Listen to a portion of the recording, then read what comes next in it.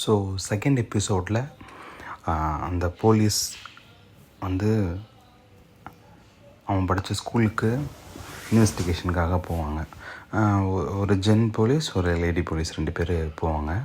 அந்த போலீஸோட பையனும் அங்கே தான் படிப்பான்.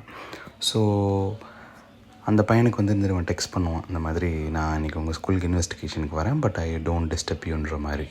ஸோ உங்கள் ஸ்கூலுக்குள்ளே என்ட்ராகும் போதே அவங்க அந்த பசங்க ஃபோன் யூஸ் பண்ணுறது, அப்புறம் ஃபவுல் லாங்குவேஜ், அப்புறம் கொஞ்சம் கூட அடங்காமல் கத்திகிட்ருக்கிறது அப்படின்ற மாதிரி சீன்ஸ்லாம் காட்டுவாங்க ஃபஸ்ட்டு. ஸோ அந்த ஸ்கூலுக்குள்ளே என்ட்ராகி கொஞ்சம் காட்டுவாங்க. ஸோ இவங்க ஒரு கிளாஸாக போவாங்க. அதில் மென்ஷன் 8G 10Gன்னு சொல்லிட்டு அந்த கிரேட் வைஸாக போட்டிருக்கோம். ஸோ ஒரு கிளாஸாக இவங்க போவாங்க. ஸோ ஃபஸ்ட்டு இந்த ஜெய்மி, அதான் அந்த பையனோட பேர், 13 year old பாயோட பேர். அவனோட கிளாஸுக்கு போகும்போது அதில் அவனுக்கு வந்து 2 ஃப்ரெண்ட் இருப்பாங்க, டாமி, ரயன்னு சொல்லிட்டு. ஸோ இவங்க போய் அவங்கக்கிட்ட கேட்கலாம் அப்படின்னு சொல்லி பார்க்கும்போது அந்த இறந்த பொண்ணோட பேர் வந்து கேட்டி. அந்த பொண்ணோட ஃப்ரெண்டு ஒரு கேர்ள் இருப்பாங்க. அவங்கள வந்துட்டு விசாரிக்கணும். ஸோ இந்த மாதிரி இவங்க மைண்டில் இத்தனை செட்டப் இருக்கும், இவங்கெல்லாம் விசாரிக்கணும்னு சொல்லிட்டு. ஸோ அவங்க உள்ளே போயிட்டுருப்பாங்க. ஸோ உள்ளே போய் ஃபஸ்ட்டு கொஷின் பண்ணிகிட்ருக்கும் போதே அவங்களுக்கு வந்துட்டு பசங்க கரெக்டாக ரெஸ்பாண்ட் பண்ண மாட்டானுங்க, சும்மா சவுண்ட் விட்டுட்டே இருப்பாங்க. அப்புறம் இவங்க உள்ளே போகும்போதே இந்த டீச்சர் இருக்க மாட்டாங்க, அவங்க எங்கேயோ வெளியே போயிருப்பாங்க. இவங்க போனதுக்கப்புறம் தான் வருவாங்க.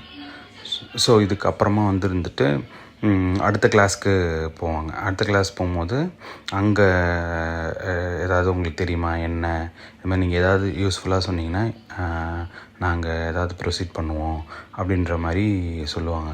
ஆனால் இந்த கார்டு வந்துட்டு அவங்க கிளாஸ் டீச்சர்ஸ்ட்டை கொடுப்பான் அந்த டிடெக்டிவ். அப்போ வந்துட்டு அவங்க சரி ஓகே சொல்கிறேன்னு சொல்லி இந்த பசங்க சும்மா கிண்டல் அடிச்சுட்டு தான் இருப்பாங்க இல்லையா. அவன் வந்துட்டு ஹெல்ப் பண்ண மாட்டானுங்க பெருசாக.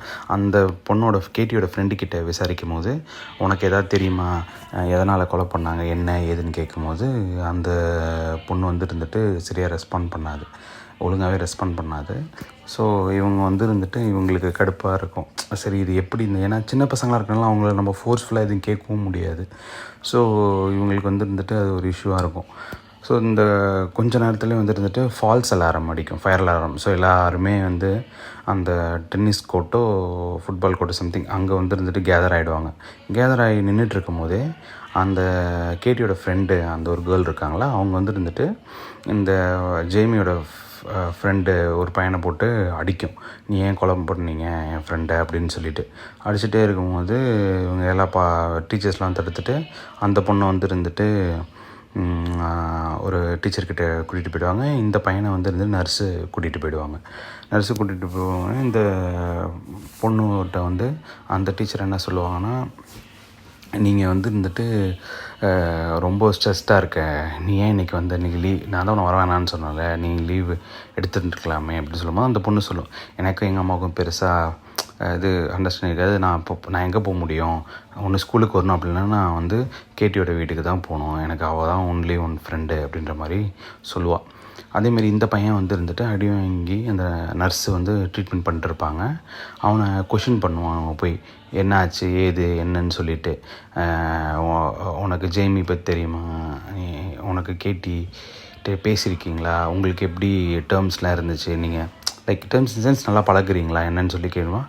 அவன் சரியாக ரெஸ்பாண்ட் பண்ண மாட்டான்.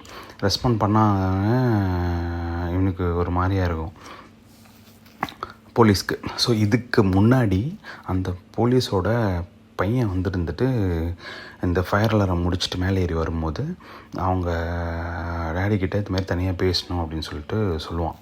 சொல்லிவிட்டு அவன் உள்ளே கூட்டிகிட்டு போகும்போது அவன் என்ன சொல்லுவான்னா, நான் சொல்கிறது நீங்கள் நம்புவீங்களான்னு சொல்லி தெரில, நீங்கள் தானே கேஸுக்கு ஹெல்ப் பண்ணுற மாதிரி ஏதாவது இன்ஃபர்மேஷன் சொன்னீங்க, ஐ கேன் ஹெல்ப் யூன்ற மாதிரி சொல்லுவான். சொல்லும் போது நான் இன்ஸ்டா சேட்லாம் சேட் இந்த சென்ஸ் இன்ஸ்டா கமெண்ட்ஸ்லாம் நான் பார்த்தேன் போஸ்ட் பண்ணும்போது, அது வந்துட்டு ஒரு டிஃப்ரெண்ட்டாக இருக்கும் அப்படின்னு சொல்லி இவனுக்கு புரியாது. இந்த டிடெக்டிவ்க்கு அந்த பையனுக்கு கொஞ்சம் அப்செட் ஆகிடும். உங்களுக்கு புரியலன்னா நம்பலைன்னா விடுங்கன்ற மாதிரி சொல்லி, இல்லை நான் நம்புகிறேன், எனக்கு உங்களோட டெர்மினாலஜிலாம் எனக்கு தெரியலன்னு சொல்லும் போது அவன் சொல்லுவான், அந்த கமெண்ட்ஸ் எல்லாமே வந்துட்டு உங்களுக்கு பார்த்திங்கன்னா புள்ளி பண்ணுற மாதிரி தான் இருக்கும். அப்போ அவன் கேட்பான், அப்போ நீ என்ன சொல்ல வர, கேட்டி வந்து ஜேமி புள்ளி பண்ணான்னு சொல்கிறியா அப்படின்னு. இல்லை, நான் இந்த கன்க்ளூஷனுக்கு வரல, பட் அதில் மென்ஷனாக இருக்கிறது அதுதான், மஸ்குலானிட்டி பற்றி. அதே மாதிரி ஒரு ஹார்ட்டுக்கும் ஒரு அர்த்தம் இருக்கும். அந்த பர்பிள் போட்ட ஒரு அர்த்தம், எல்லோ போட்ட ஒரு அர்த்தம், ப்ளூ போட்ட ஒரு அர்த்தம் அப்படின்னு சொல்லிட்டு அவன் வந்து இந்த நம்மளதில் சொல்கிற மாதிரி ஜென்சி டேர்ம்ஸ் மாதிரி அவன் சொல்லிகிட்டு இருப்பான். ஸோ லைக் சில பேர் தான் சில பேர்ட்ட அட்ராக்ட் ஆவாங்க, விச் மீன்ஸ் அவங்க ஒரு கணக்கு சொல்லுவான், 80-20, 80% of girls only attract to 20% of men அப்படின்ற மாதிரி. ஸோ இந்த இதெல்லாம் சொல்லும் போது, இது உங்களுக்கு எதாவது யூஸ்ஃபுல்லாக இருந்தால் நீங்கள் இதை எடுத்துக்கோங்க அப்படின்னு சொல்லிவிட்டு அவன் போயிடுவான் அந்த பையன்.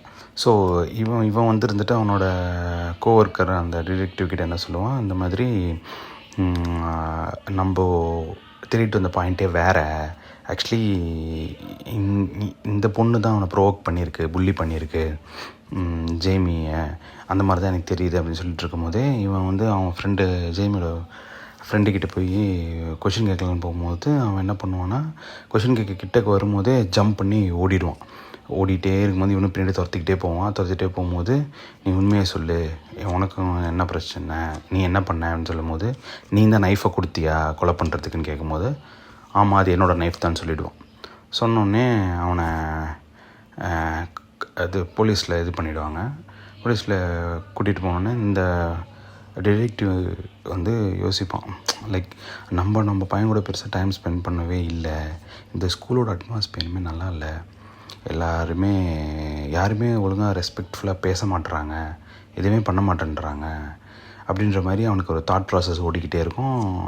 அந்த கோவொர்க்கரையும் கிளம்ப சொல்லிவிடுவான். இது எல்லாத்தையும் சொல்லிவிட்டு, நீ போய் கேஸை பாரு, நான் கொஞ்சம் டைம் ஸ்பெண்ட் பண்ணிட்டு வரேன்னு சொல்லிட்டு உட்காந்துருப்பான்.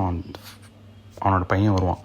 அந்த எங்கே சாப்பிட போகலாம் என்னன்னு சொல்லி கேட்டுட்டு அந்த செகண்டு எபிசோடை முடிச்சிருவாங்க.